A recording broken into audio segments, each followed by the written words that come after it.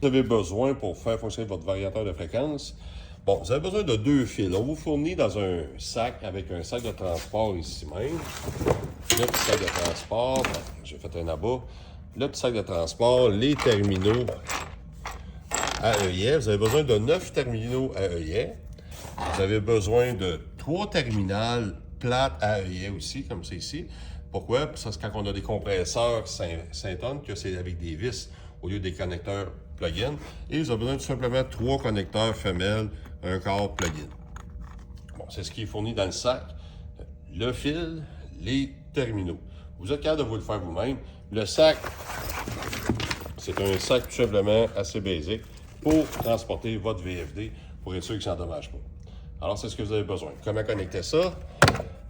Ici, vous trouvez avoir R et S.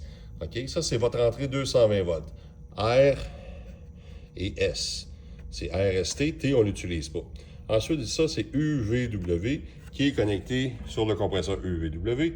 Fait que vous avez besoin des 3 terminales AEIA ici et 3 terminales plug-in un quart ici.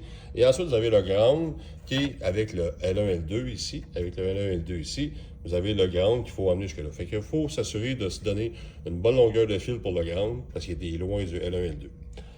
Bon, ça, c'est la manière de le trancher. De l'autre partie, les autres œillets, 3 autres œillets au bout du fil. Moi, ici, j'ai des marettes parce que c'est une installation temporaire. Mais normalement, vous vous connectez avec des œillets ici, L1, L2 et ground. C'est pour ça que vous avez besoin de 9 œillets, 3 terminales plates au cas où, en spare, et aussi les 3 plugins, un quart.